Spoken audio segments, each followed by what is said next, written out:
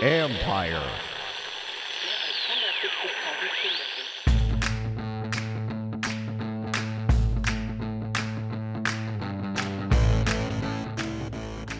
Hello and welcome to my podcast.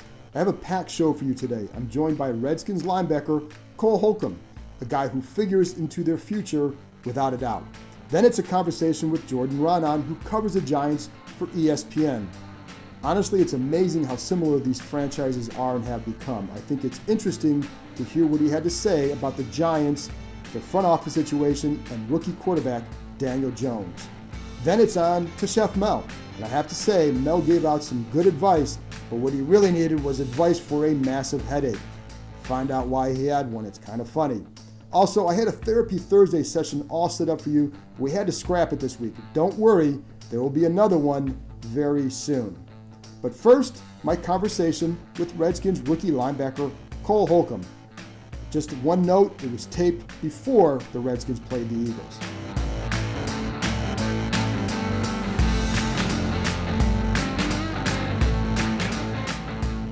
So I just want to talk to you about, we talked earlier this year about the eyes and using your eyes and just how big that is for a rookie linebacker. Where do you feel you're at with that, and how do you, what's the process like for you right now with that? I mean, it's definitely that process through trying to expand your vision. I mean, it was, and then understanding learning more for the defense. You can't expand it because in the beginning you're real tunnel. Okay, I have my job. I have to do this. I have to do this, and then as you understand it more, you can start seeing more. More of the formation, more of what's going on, and when my college coach used to we'd always sit us on film holding our hands out. Okay. And we'd do this and be like, and it was like, so he knows hey, we're thinking we're seeing the whole formation, trying to see everything, taking pictures, and getting to that. In college, it was so easy because by my senior year, Sure. You understand so much, and it's hey, being a rookie, new defense, everything gets sped up. 4 or 5 years to learn. Sure. Hey, you got 4 months to learn this, and a lot of having guys like Bostic and the D-line out there, it's just making things easy, so you can do that. It has helped a lot, and it's definitely helped see the whole thing and be able to go make plays. Bostic's a smart guy. Absolutely. And it's funny because I was telling someone, I think he's probably been, and I could be wrong, but he seems probably he's been really good for you because he's such a, you were a guy who's prepared. That's how you made it from walk-on to here to Carolina. But he's also a guy who's he's so strong on the preparation. What have you learned from him? And what are the little things that you've learned from him?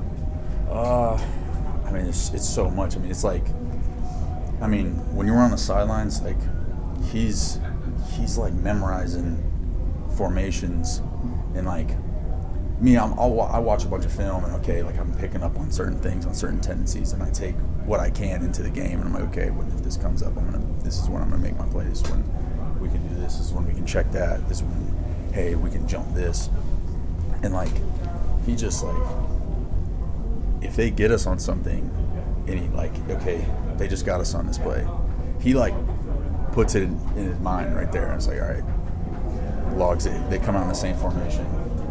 They might be in a different formation. They might be motioning to it this time, and as soon as they motion to it, it's hey, watch this, and it's the play's coming back up. And I mean, in terms of preparation, just being able to how to attack it and put things into buckets, and how to take film and not just be watching it, and you're watching film but you're not pulling the most from it. You can put it in buckets, and you can put it at, hey, first down, first and 10, P and 10, second and 7, where are we going to get here? When they just things like that to pick up on has helped a lot. And for you, what's been the biggest? What's been the thing that's taken you the longest to adjust to, and what do you feel the best about what you've shown? That's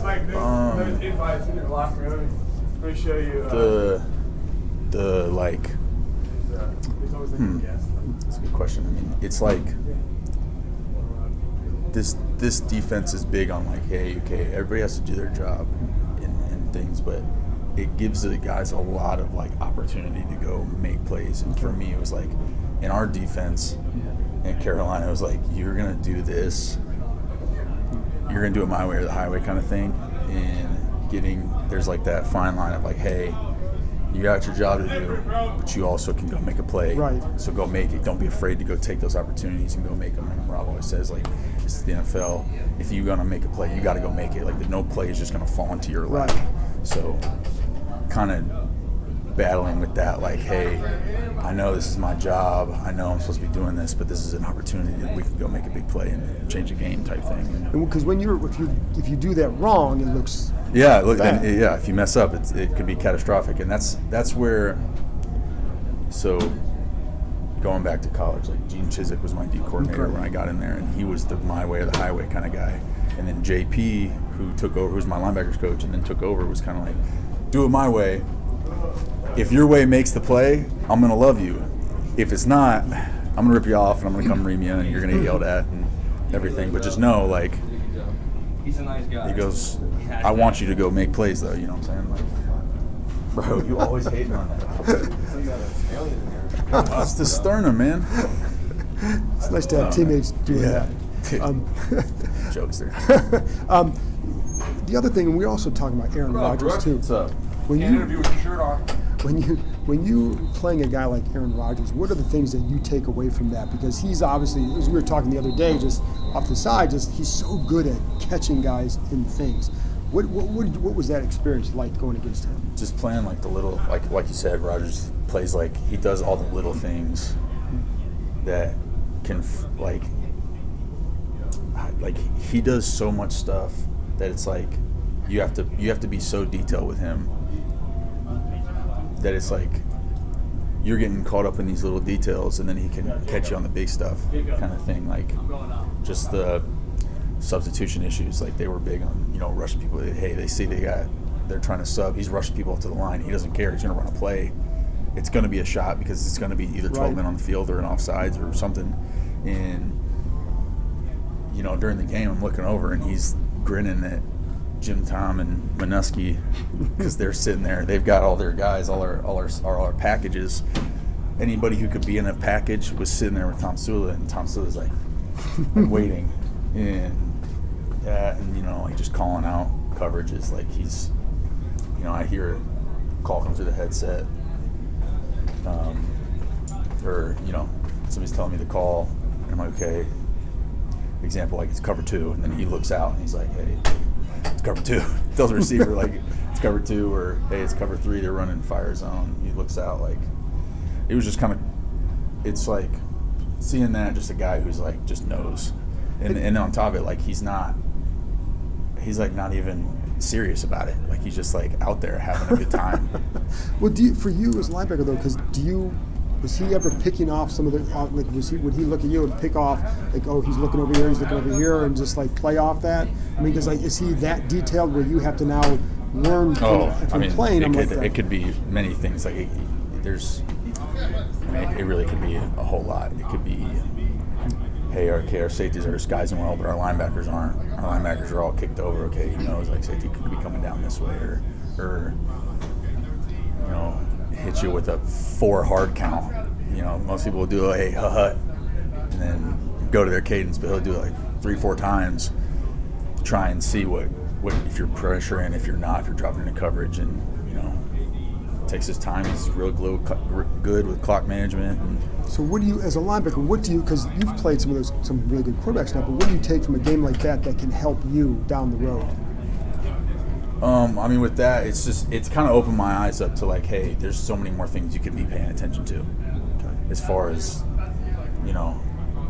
it's 3rd down, they're going to hard count you type thing, but if you're looking up and the clock's winding down to, hey, pretty sure you're going to snap the ball, or you got 18 seconds left, hey, maybe we know he's going to hard count us, maybe I can disguise something, make it look like I'm dropping him, pressuring. So there's things, but it's like little things. It seems so like. But those little things. Why are didn't I think of that before? It's so like simplistic, but yet you're trying to do so many other things that you're not even thinking about that, and then you don't even realize you could be giving something away. Or last thing, do you feel like you've been able to play the way you want to, given where you know where you were at, when you're playing free and all that, what you can do? Do you feel like you've gotten to that point? Do you feel like I'm learning so much that it's going to come at some point, down the road or whatever? Where do you feel you are on that with that? I mean, I feel like I'm playing pretty free and letting the guys. And I'm not trying to imply that you weren't, but I'm just your own game. Yeah. I mean, I feel like I'm playing pretty free. I feel like just out there in more will come, like the right. That's the thing, is like everybody's like, I'm always like, I want to know now. So I'm like an impatient person. I want to know now. I want to know what you know. I'm like, dude, you're a rookie. Like you'll get it eventually. And so for now, I'm kind of like not trying to get frustrated with that. I'm just like letting it.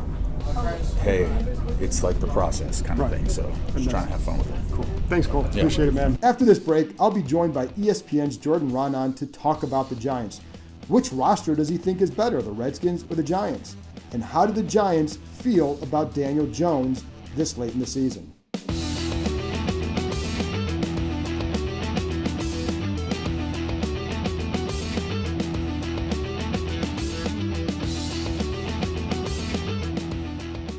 Welcome back. Here's my conversation with ESPN's Jordan Raanan about two franchises in similar spots. Now I'm going to bring in my Giants counterpart with ESPN, Jordan Raanan. We have a lot of similar themes here, Jordan: quarterbacks, coaching, GM. Let's start with the quarterback. The must-lose game. Don't forget the must-lose too, John. Absolutely. That's a huge one as well. And so let's start with the quarterback, because that's always the big thing. First of all, is Daniel Jones going to play Sunday? Yeah, I mean, we're taping this on Thursday morning. Thursday morning. All indications were that Daniel Jones is going to be back in the lineup this week. When we were at practice on Wednesday, he went and started working, handing off to the first-string running backs and working with the first-string center, whereas last week, he was working with the second-teamers. So he said he's pretty much there. He thinks that he could do everything that's needed. So we're going to see Daniel Jones on Sunday, barring some kind of setback. So we get a Daniel Jones, Dwayne Haskins matchup. And I know, we talked. For real this time. For real, though. Last time, that wasn't fair for Dwayne Haskins. It was not. Do you think – I don't know how much you've talked – because it's hard for us to focus on the opponent right now because there's so many big picture things. Has he been a topic at all up there this week? Yeah, it's funny because, we say that all the time is – we can't even talk about the game that week. Like, nobody wants to hear about the Giants matchup with the Jets offensive line or with the Dolphins second. That's the boat that we've been in and you've been in as well. So, but you don't really hear much about it. I think it's helped the Giants' cause that they won that first game. Haskins didn't look good, so that was sort of like the beginning, right? Daniel Jones has really flashed enough where there's a lot of optimism about him. There's hope. You see a lot of things that make you, I wouldn't say convinced, but optimistic that he could be the franchise quarterback. I mean, he was going to throw for close to, if he didn't get injured, he would have been close to that rookie touchdown record that Baker Mayfield set last year, which is pretty good. Right. I mean, that means that there's a lot of flashes in there. And I think the fact that Dwayne Haskins has struggled a lot has sort of quieted that comparison that was going to be there, especially if Haskins started his career better than Daniel Jones. But I think people, at least from the Giants end, are pretty convinced that at least they made the right decision on picking between those two. Maybe ultimately they're wrong. It's probably a little early for that. You can't really judge anybody by their rookie year, I don't think. You need at least 2 or 3 years. But so for that reason, I think it's been quiet. You do hear about it, and we do talk about Haskins a little bit because it is an idea that they passed. But I think we haven't heard a lot that, still I can't believe they passed on Dwayne Haskins and they drafted Daniel Jones at this point. It's what do they say about, because we can watch the on-field stuff with Daniel Jones, and obviously you're going to judge some things off that as far as like when you say he could be the franchise guy. what are some of the other qualities that he has brought that maybe they point to as an example of why, not just what they see on the field, but what they see away from it? The reason that the Giants love Daniel Jones, and partly why they fell in love with him, was the way he operates, the way he works. I actually was talking to him yesterday because I heard he gets in super early.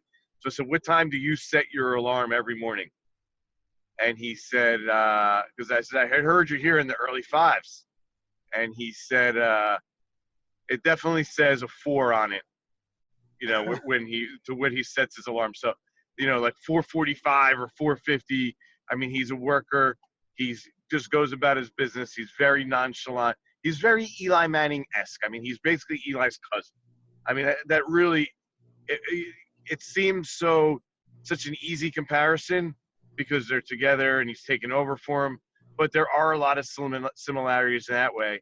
And the way that he's able to, what that leads to is the way that he's able to handle everything is really impressive to the Giants, especially for a rookie in the market that he's in, under the pressure he is replacing a team legend. He just is able to brush everything off. Nothing becomes a big deal. He doesn't do things like, clap back on social media or take selfies after a game. Like, you're never going to see those things from him. That's just not his personality. What are you referring to? That's not. I don't know. I'm just saying I've seen other quarterbacks do that. Actually, I have really only seen one quarterback ever take a selfie after a game while the game was still going on. That was very special. That was original, I will say. But no, Daniel Jones is just that really workman-like guy. He's sort of like a throwback, right? Dwayne Haskins is sort of the new age quarterback, the millennial quarterback, right? Daniel Jones is sort of that throwback quarterback.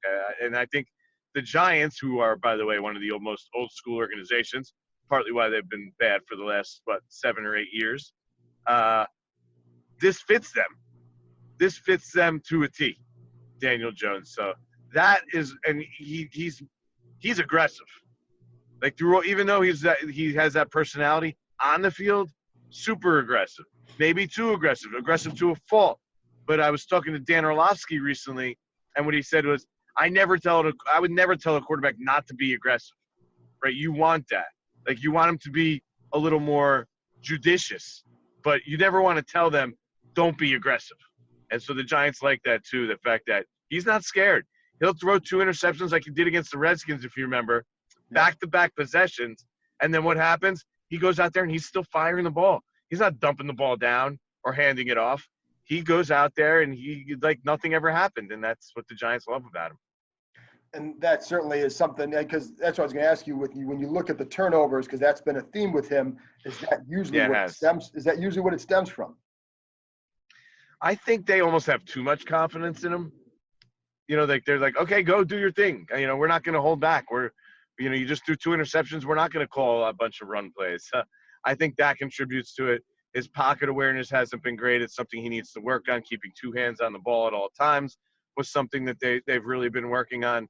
But some of this could be problematic. Some of it, I'm sure, is just he's a rookie. That's part of what rookie quarterbacks do, right?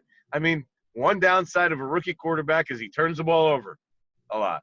But Kurt Warner actually told a funny story about how, and he heard it from Marshall Faulk. So, right, Marshall Faulk is on the Colts, and Peyton Manning's a rookie. And Peyton goes back there. He sees something on the field. He fires a pass. It's intercepted. He goes back to the bench, and he tells Marshall Faulk, I can make that throw, right? He goes back the next time the same situation comes up. Peyton Manning goes, fires the pass, intercepted again. Comes back to the bench, tells Marshall Faulk, I'm telling you, I can make that throw. I can make that throw. I can make that throw. Third time, same situation, goes, throws the pass. It's intercepted. Peyton Manning comes back to the bench. This is rookie Peyton Manning, comes back to the bench and goes to Marshall Faulk, guess you can't make that throw at this level. So that's part of being a rookie quarterback and part of the lumps you have to learn. And Daniel Jones, that's part of the lumps he's taking. And it's funny because that's also about that mindset, because there are times even with Haskins where you'll see a ball thrown like, in college you can get away with that, and you have to learn what you can get away with in the NFL. Yeah, it's different. I mean, everybody's the best player in college. Remember that. So it's a totally different level. It takes time to get used to. You hope that they get it out of their system in the rookie year. Now, granted, the fumbling is a little head scratching with Daniel Jones. Then you don't want to see a guy fumble with 10 lost fumbles, I think it Right. is. I mean, that's a crazy number, 15 fumbles. He had a chance to, really go after Kerry Collins' record for fumbles in a season if he didn't get injured, which is a little bit scary.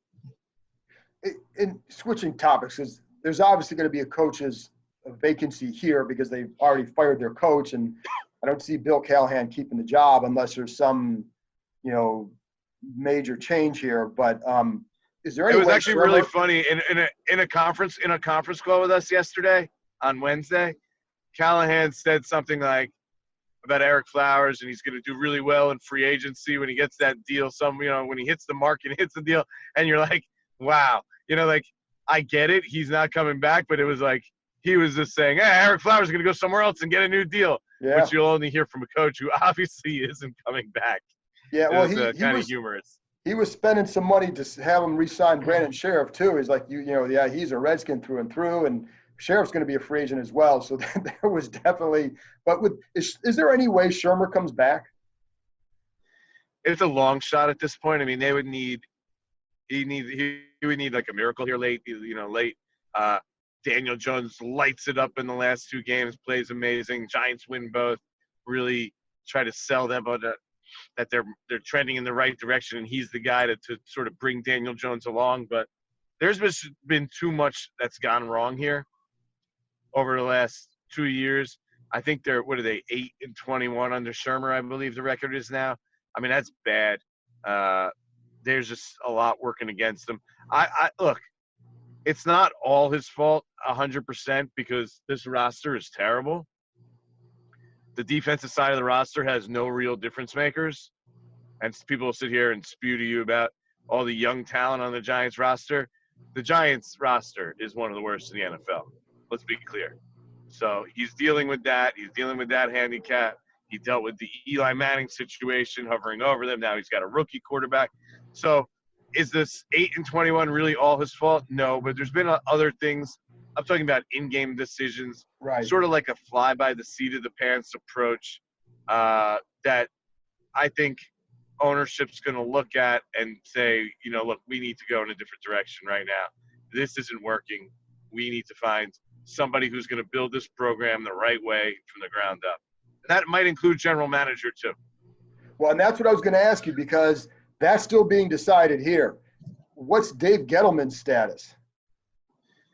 Yeah, I think that is one that's up in the air here as well. I think John Mara and Steve Tisch are going to meet after the season, the two Giants ownership side groups, and they're going to have a very honest discussion is how Steve Tisch described it. And if they're really honest, they're going to see an organization that's in bad shape, and they're going to see a roster that is worse than when Dave Gettleman took over. They have 0 Pro Bowlers this year. They got rid of some of their best players, and they did it in unorthodox fashion. They preach culture while sacrificing talent, and that's how you end up being 21. And we're going to see what happens, but he's definitely in trouble, Dave Gettleman. I just don't know how much, so I think right now I'll put it at 50-50. Wow. But look, you've been here before, teams have been here before. To get rid of the coach and then leave the GM who you were thinking about getting rid of is a pretty flawed way of operating. And then they stink next year. You have to get rid of Gettleman. You have a GM who doesn't align with the coach. And where are you as an organization? You're just a total disaster. You're the Cleveland Browns. You're the Jets or the New Age Giants. That's what you would be.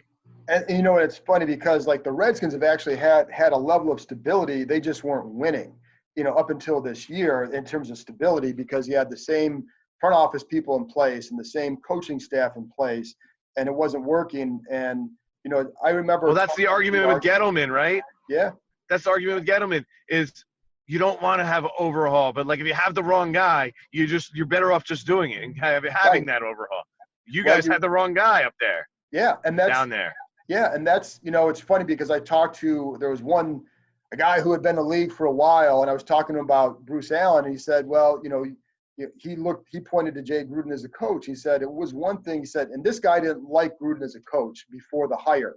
So he was consistent in his thought, but he said one thing to have hired him, but then they gave him an extension and gave him to 6 years. So it was like one mistake in his mind, one mistake compounded another, and it leads you to this type of season. And that's what I was also, Jordan, There's nothing worse than doing that, because Right. then you're stuck in this cycle.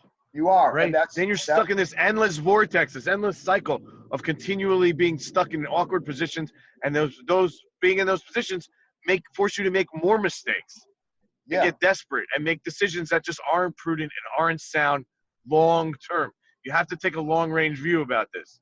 And if you're going to rebuild your program, right, you rebuild your program with everybody. Like, you don't Right. rebuild your program and then keep a 37-year-old quarterback. That's how you end up where your Giants are. And that's how you end up where you are here, where it's funny because I do look at this roster for the Redskins. There's some young talent that I like, and I think there's some good building blocks here. The questions would be at quarterback, what's Dwayne Haskins? Is he really a franchise? Well, we haven't seen nearly enough to say, yeah, this guy, we've seen his steady progress, but I think the bar was low. I think there's a long way to go for him. We've seen, you know what I mean? So you can't say they've got their quarterback for sure. We don't know yet. I think we'll know more about that next year. I think I would take the Redskins roster over the Giants, but the Giants quarterback over the Redskins quarterback now. Yeah, and I think right now that's how most people would probably look at that too. And, because there's more known. It just Dwayne was so inexperienced coming in that there was a long way to go, and he's, again, slowly piecing it together. But I think there's still some things they want to see from him before before the football side is ready to say, yes, that's the guy. I've talked to some players. I'm not saying that he has no chance. Right. Absolutely, you see flashes, but you just don't know right now. Correct. I think Daniel Jones has probably a little better chance to be a top-end quarterback than Dwayne Haskins from what we've seen. Yeah, and Jones, I think Jones coming in with that more experience probably definitely put him further ahead. This place, the football side, and even the non-football side, knew that the best case scenario for Dwayne was not to play this year. Let him build his game. Right. I also think in the end he is doing more behind the scenes than he was when he wasn't playing. So I think in the end it's going to be a good experience for him. But that's the thing I was going to ask too, is like if you're an organization or coach looking for an organization, and let's say the Giants and Redskins are both open, where would you look first? Well, there's the question. Is Bruce Allen still there and I'm a coach? Right. Is Dave Gettleman there and I'm still a coach? Because if you want to have a full selection of coaches, you better get rid of both those guys. And both those teams, to be honest, they should get rid of both those guys.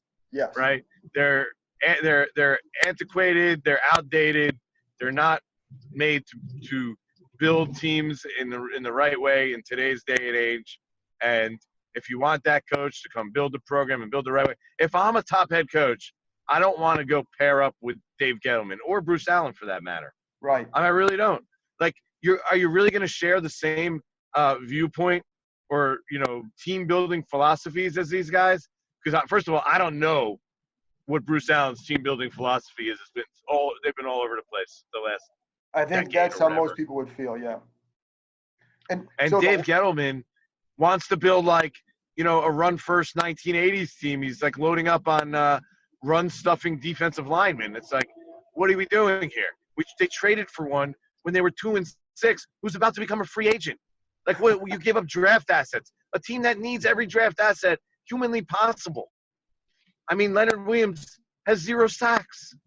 Yeah. I know he can do some good things, but he has 0 sacks. You're trading draft assets. Like, I knew it from the start.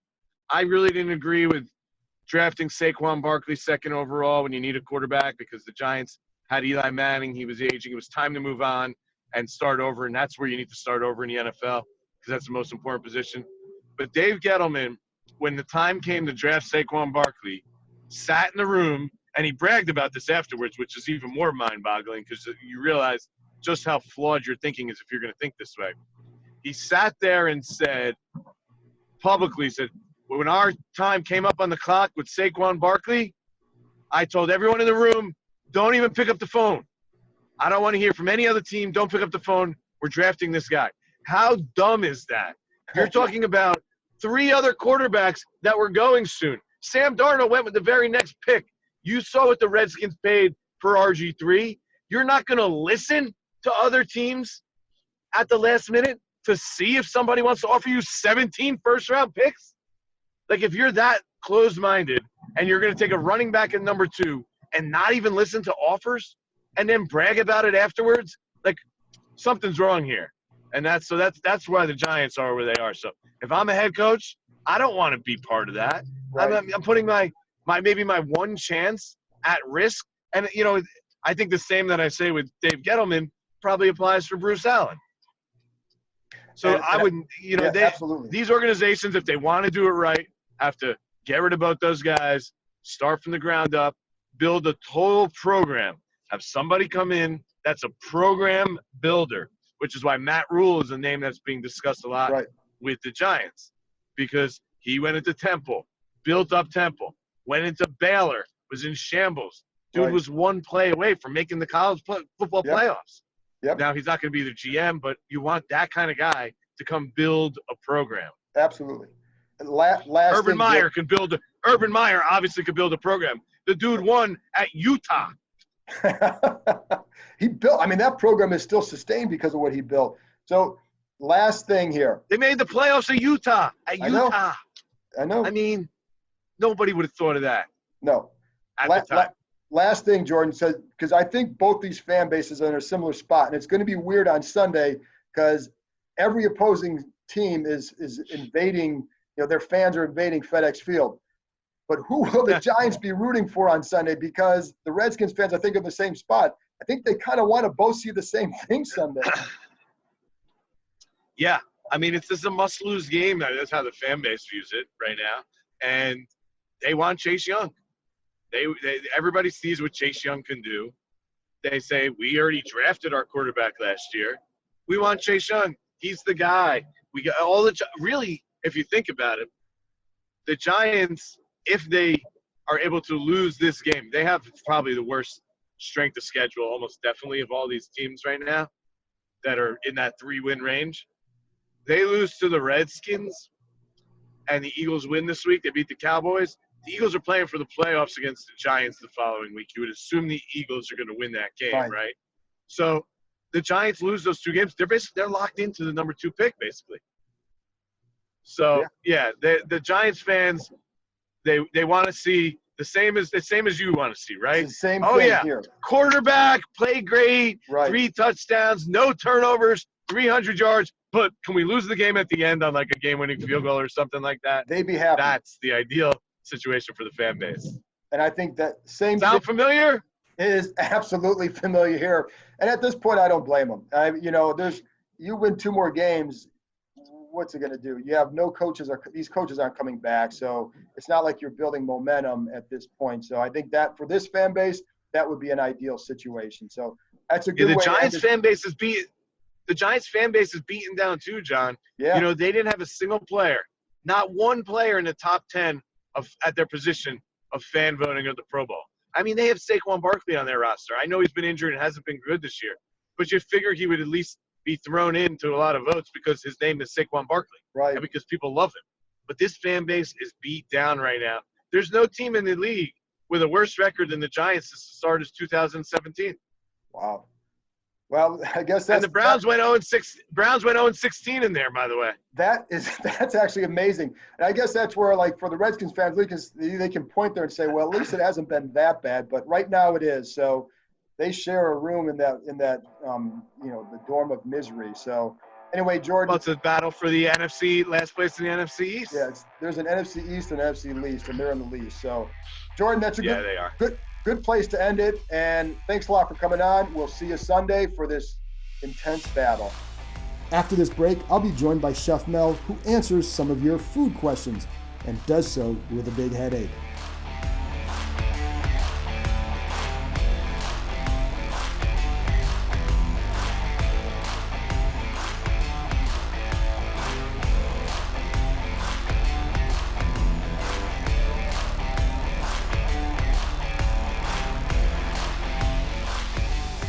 All right, now I'm back with Chef Mel, And I got to tell you, Mel's playing a little bit hurt today, and I think it's a self-inflicted wound, isn't it, Mel? Oh, yeah. I'm down bad today.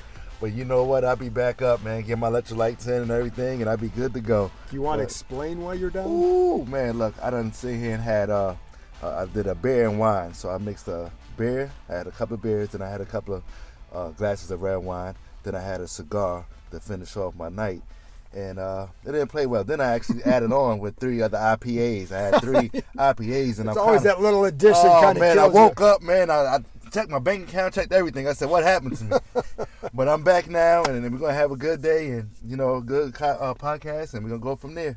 All right, so support Chef Mel today because he's playing hurt. I need it. Now, we had talked last week about getting some questions on here for you because some people have some questions. So we did get a few, so I'm going to go through some of them. Yeah, let's go through them. All right, at Redskins FYI wants to know, has Mel ever cooked a plant-based dish?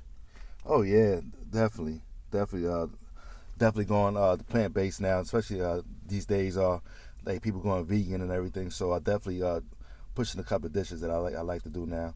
But one of my go-to things I do now, it ain't really plant-based all the way, but I like the black bean burger I do. Ooh. That's really good. That has a good flavor to it. You add all the seasons and everything you want to it. Definitely do some stuff with some avocado. I got all kind of different things I do. But plant-based, yes. I'm hurting today, so Listen, I got to be honest. Like, I'm watching Mel, and I'm just wondering, do I need to get the bag out and put it under his mouth as he answers these questions? Because the more you talk about food, I can just see it like your head and your stomach. So we'll keep you in pain for a couple more minutes. All right. At Alex35332, looking for something new to do with potato latkes rather than the traditional sour cream or applesauce. Do you have any thoughts on that or no? I'm gonna get back to you on that one. I'm going to have something really good for you. Okay. Chris Lingebach from 106.7 The Fan, and he wants me to read this verbatim, so I'll humor him there. What's the most preferred holiday ham? There's like 3,000 versions: cured, uncured, glazed, not glazed, spiral, honey, boneless, bone-in, smoked, double smoked, applewood, hickory smoked. Harmon likes a good spiral, but for McLaurin, any ham will do. What's Chef Mel like? Man, I just like a good glazed ham, man. Like a good ham is good for me. I'm not really all ham crazy with different flavors and everything with the glaze and the uncurred. Uncurred is pretty good too, though. The spiral, the spiral ham is good. There's a couple of them, but I like them all. Yeah, honestly, I like them all. As long as I can sit here and make me a ham sandwich. Yeah. Do you like the bone in? Oh yes, definitely. Yeah. Anything bone in. Correct. Oh man, nothing but flavor. I think I'm waking up now. Yeah, I'm getting alive. They don't get that. Look at Lingebach is getting you going. I think it's the Gatorade giving my electrolytes back. Man. I think I'm coming back. So, but I do like I like if I'm going to smoke a ham, it's going to definitely be a bone-in one because you do get, just like with the Boston butt, you're going to get more flavor out of the bone-in than I think anything else. So. Okay. Another Chris, one. What's yours, Chris? I hope you. He can text us or tweet us on that. Yeah, tweet us that, Chris. All right, Dylan Ladd at Ladd HTTR. Your opinion, and I don't know if you have one, but we'll ask you anyway. Opinion on pumpkin rolls with pecans in them.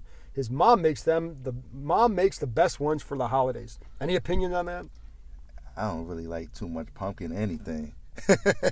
Well, right now it's not. Listen, all that high you just had on from the ham, Mel just plummeted back down. I like pumpkin rolls. I haven't had them with pecans in them, so you're not a fan. I want to try it. I have to try it. I haven't tried that. Yeah, I haven't tried that either. So I think that sounds like a good recipe. It do sound good. I just like a lot of pumpkin. I kind of get I think people just went pumpkin crazy for some time, like pumpkin coffee and everything. It just got out of hand. So it has. But I will say, Dylan, if your mom makes the best, then tweet us the recipe. But I like the pecans, and I think that's really good. I think that the pumpkin and the pecans, I think it would go really well. So you say pecans, I say pecans. Pecans. Well, but I don't know what's the right for. I don't know. Guess what? The way you saying it. Yeah.